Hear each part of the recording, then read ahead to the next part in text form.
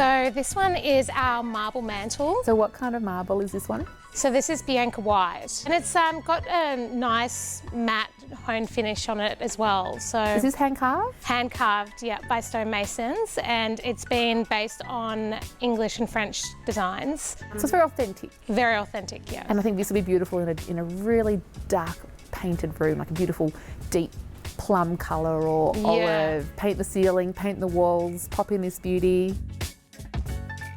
When I go to style fireplaces, most people expect that it needs to have a mirror over it, but what I've been finding lately is just like it's more object-based and like artwork. You can have a mirror, you can have artwork, like whatever suits the space.